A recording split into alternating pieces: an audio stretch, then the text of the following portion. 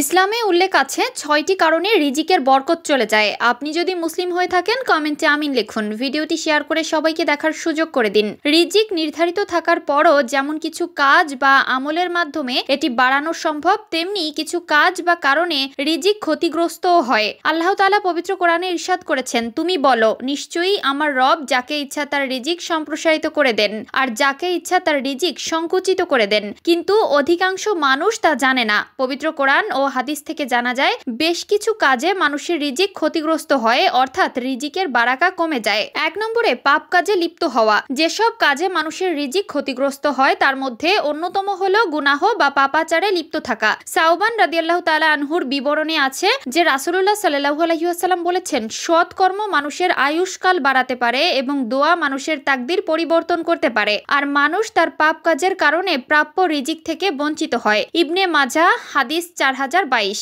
২ নম্বরে কৃতজ্ঞতা আদায় না করা। মানুষ যখন প্রাপ্ত নিয়ামতের শুকরিয়া আদায় করে না, তখন তার থেকে সে নিয়ামত ছিনিয়ে নেওয়া হয়, আর এতে ক্ষতিগ্রস্ত হয় মানব জীবন এবং কমে যায় রিজিক। আল্লাহ তাআলা পবিত্র কোরআনে ইরশাদ করেছেন, আর যদি অকৃতজ্ঞ হও তবে মনে রেখো আমার শাস্তি বড়ই কঠোর। সূরা ইব্রাহিম আয়াত ৭। ৩ নম্বরে মিথ্যা কসম খাওয়া বা ধোঁকা দেওয়া। মিথ্যা কসম খাওয়া এবং মানুষকে ধোঁকা দিলে আয় উপার্জনের বরকত চলে যায়। আয় বরকত চলে যাওয়া মানে রিজিক ক্ষতিগ্রস্ত হওয়া। রাসূলুল্লাহ সাল্লাল্লাহু আলাইহি ওয়াসাল্লাম বলেছেন, বেচা কেনা করার সময় তোমরা অধিক কসম করা থেকে সাবধান থেকো, কারণ মিথ্যা কসমের দ্বারা বিক্রি বেশি হয় কিন্তু বরকত ধ্বংস হয়ে যায়। মুসলিম হাদিস 1607। রাসূলুল্লাহ সাল্লাল্লাহু আলাইহি ওয়াসাল্লাম আরো বলেছেন, ক্রেতা ও বিক্রেতা যতক্ষণ পর্যন্ত বিচ্ছিন্ন না হয় ততক্ষণ পর্যন্ত ক্রয় বিক্রয় সম্পন্ন করা কিংবা বাতিল করার সুযোগ রয়েছে। যদি তারা সত্য বলে এবং পণ্যের প্রকৃত অবস্থা ব্যক্ত করে তাহলে তাদের ক্রয় বিক্রয়ে বরকত হবে, আর যদি মিথ্যা বলে এবং পণ্যের দোষ গোপন করে তাহলে তাদের ক্রয় বিক্রয়ের বরকত ধ্বংস হয়ে যাবে। বুখারী হাদিস 2079। ৪ নম্বরে সুদের কারবার করা। সুদের মাধ্যমে ব্যবসা বৃদ্ধি হয়। আপাত দৃষ্টিতে এমনটা মনে হলেও সুদের কারবারের দ্বারা ব্যবসার বরকত নষ্ট হয়ে যায়।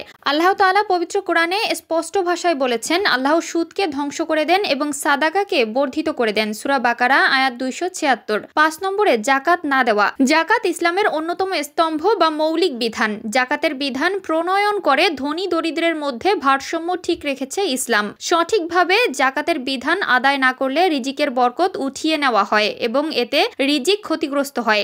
রাসূলুল্লাহ সাল্লাল্লাহু আলাইহি ওয়াসাল্লাম বলেছেন, যখন কোনো জাতি জাকাত আদায় করা বন্ধ করে দেয় আসমান থেকে তখন বৃষ্টি বর্ষণ বন্ধ করে দেওয়া হয়। পৃথিবীর বুকে যদি কোনো চতুষ্পদ জন্তু না থাকতো তাহলে আর কখনো বৃষ্টি হতো না। ইবনে মাজাহ হাদিস শরীফ 4019। ৬ নম্বরে হারাম উপার্জন করা। হারাম উপার্জনে রিজিকের বরকত কমা প্রসঙ্গে আল্লাহ তাআলা ইরশাদ করেছেন, হে মানব জাতি, তোমরা পৃথিবী থেকে হালাল ও পবিত্র বস্তু ভক্ষণ করো। সূরা বাকারা আয়াত 168। স্রষ্টার ঐশী নির্দেশ অমান্য করে হারাম উপায়ে উপার্জন করলে রিজিকের বরকত কমে যায়।